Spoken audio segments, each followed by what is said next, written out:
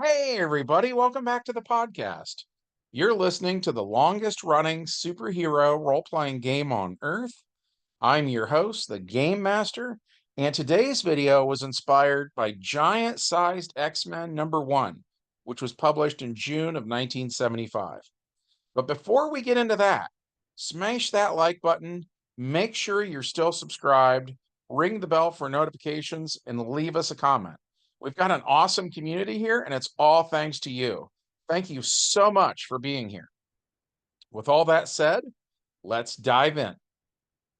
The prologue to this one takes place in June of 1975 in Winseldorf, Germany, where the blue mutant known as Nightcrawler is being hunted due to his unfortunate appearance. As the misguided townsfolk prepare to burn Nightcrawler at the stake, they suddenly are paused. Nightcrawler doesn't understand what's happening. Then Charles Xavier appears in a wheelchair rolling through town. He explains that he used his mind to pause them, and Charles introduces himself. He invites Kurt to come to his school in New York, and Nightcrawler accepts.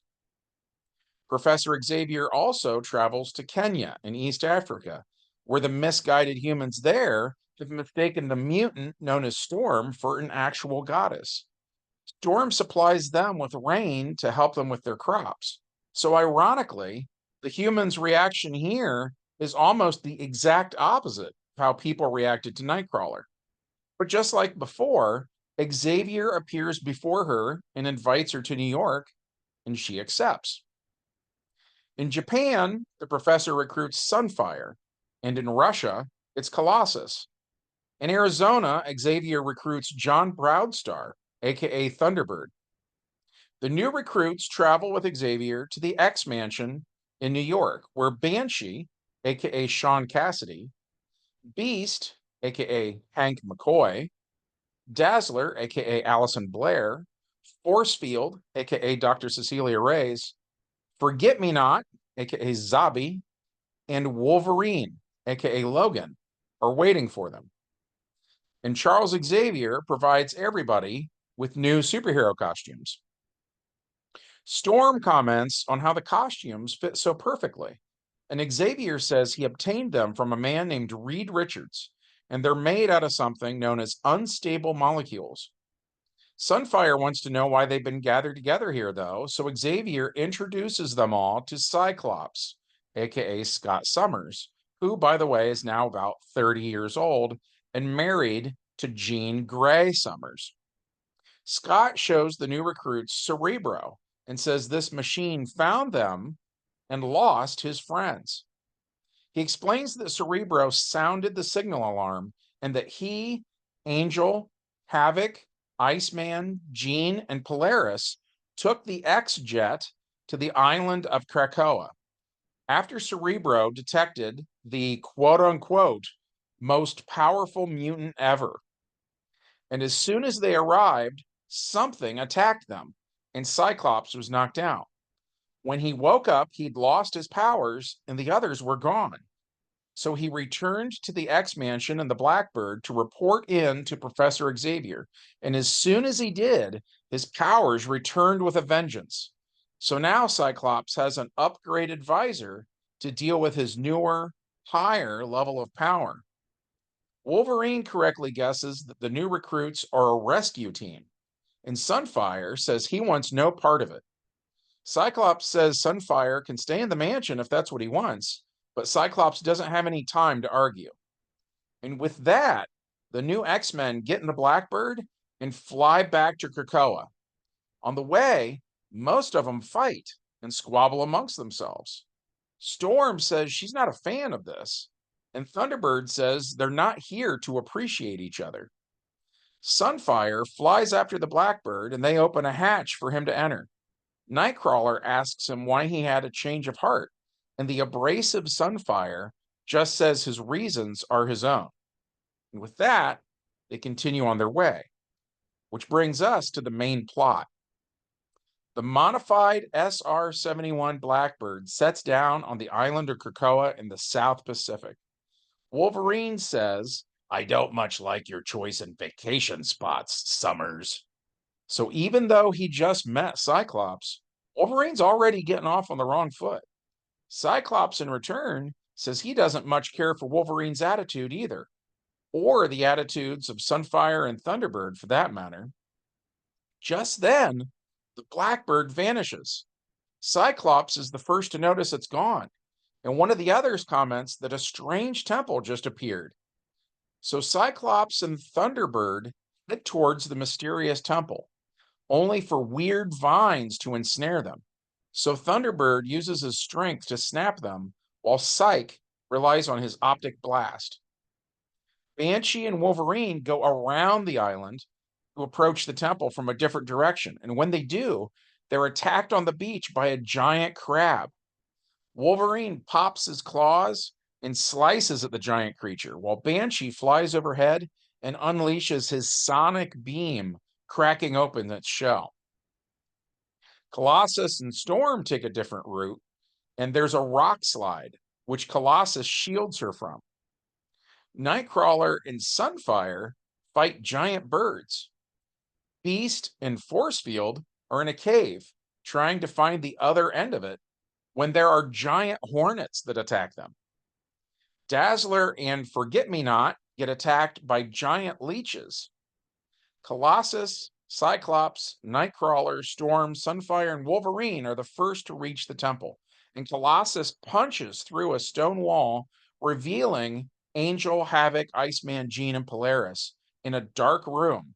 And there's some sort of hose-like objects with these sort of plunger ends that are attached to them. Cyclops says, "Oh, dear God, it's feeding on them." They unplug the other X-Men, and as soon as they do, there's a massive earthquake. So Cyclops orders everyone to grab someone and run. They do, and the heroes hurry out of the crumbling temple. As soon as they reach a safe distance, those who were knocked out begin to wake up, and it's Angel who says they came here searching for the most powerful mutant ever, and they found it. It's the island itself. And with that, a section of island raises up, revealing a strange face with huge, round, glossy black eyes and a mouth that looks like it's made of earth and is melting. Krakoa stands up. Jean reveals that atomic bombs were tested in the South Pacific Ocean and that radiation affected every living organism on the island. Jean explains that Krakoa is hungry and needed to feed, so it fed on them, but let Cyclops go so he would bring it more mutants to feed on. Krakoa slams down a hand, but misses all of the X-Men. Its flesh looks like a weird amalgamation of the stuff that the Man-Thing and Clayface are made out of. Partially soil, roots for veins, and vegetation for arm hair. And so the mutants start shooting the colossal monster with all their various attacks. Banshee uses his sonic beam, Cyclops fires an optic blast.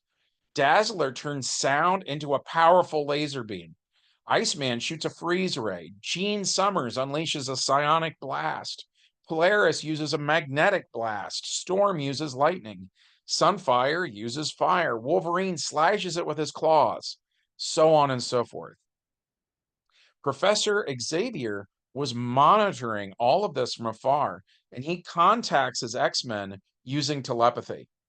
Xavier orders Storm to shoot Polaris with lightning in the hopes that Lorna Dane's power reserve will use the lightning, and in turn, it will fuel her magnetic control, which Havoc strongly objects to for fear it will kill Polaris.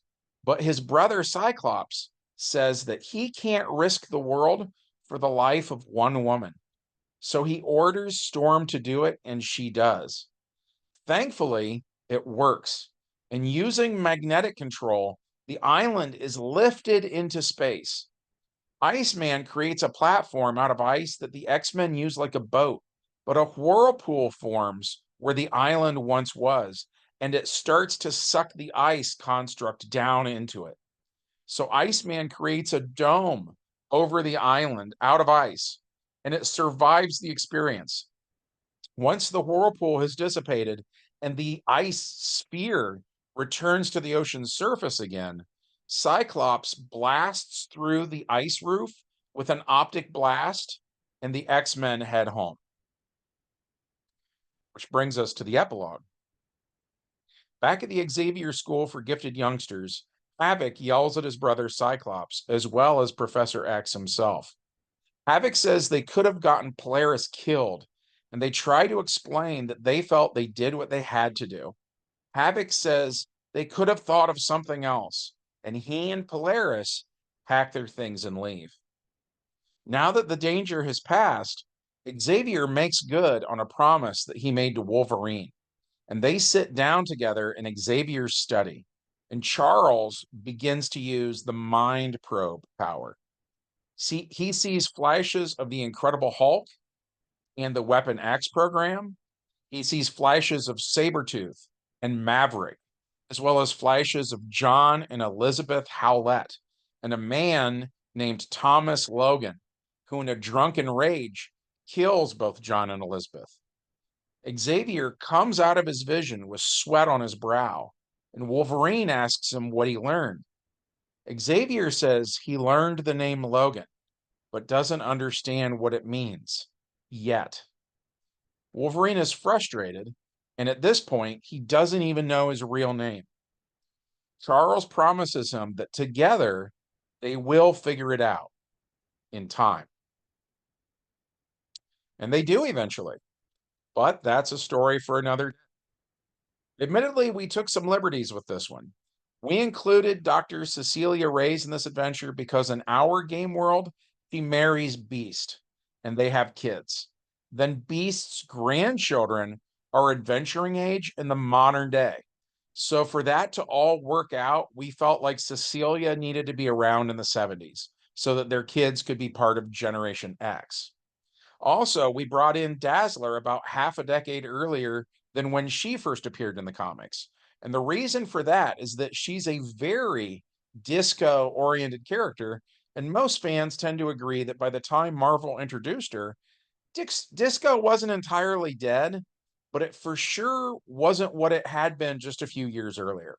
So by bringing in Dazzler in the mid 70s, we see her doing disco stuff throughout the second half of that decade then, and that just felt like a good fit for that character. When our game first started, we stuck to the rule that we would introduce characters in whatever year their first appearance in the comics were. But in recent years, our new prime directive has changed. So now the priority is that the modern day needs heroes, and for them to exist, sometimes we need to move some dates around to accommodate that existence. So as we go on, you're going to see more and more of that. Another reason for some of that is like take the Red Hulk, for instance. Thunderbolt Ross debuts as Red Hulk in the comics in January of 2008. But if we use real time and Thunderbolt Ross had white hair in 1952, he'd probably be entirely too dead to be the Red Hulk in the 21st century. So we changed the date of his introduction. But I'd like to think that moments like that are the exception and not the rule. Anyways, so we enjoyed this one. We hope that you did too. If so, as always, smash that like button. Make sure you're subscribed, ring the bell for notifications, and leave us a comment. From all of us here at the longest running superhero role playing game on earth, we hope you have a good one, and we'll see you in the next adventure. Bye.